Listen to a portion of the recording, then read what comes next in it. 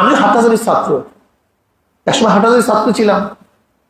শফি সাহেব রহমাতুল্লাহ আলাইহি, আমি একজন খলিফা, তিনি আমাকে খেলাফত দিয়েছেন। আমি যখন হাটহাজারীর পড়তাম তখন শফি সাহেব রহমাতুল্লাহ আলাইহি তিনি কিন্তু নায়েব মুহতামিম ছিলেন, মুহতামিম ছিলেন না, এটা অনেক আগের কথা, ৮৬-র কথা, এটা ৮৫-৮৬-র কথা বলতেছি। ওই সময় দেখছি কিছু ছেলেরা বেয়াদবি করছে। তার মানে এই নয় হাটহাজারী মাদ্রাসার ছাত্র বেয়াদব। হাটহাজারী মাদ্রাসা থেকে হাজারো বড় বড় বড় বড় মুহাদ্দিস, মুহাক্কিক, জগৎ বিখ্যাত কত আলেম বের হয়েছেন পটিয়ার থেকে, হাজারো আলেমরা বের হয়েছেন সেখান থেকে। আমি বলছি যে বড় মাদ্রাসা উম্মুল মাদারিস, সেখানেও কিছু বেয়াদব তৈয়ার হয়, যেটা ঠিক না। পটিয়াতেও কিছু বেয়াদব তৈরি হয়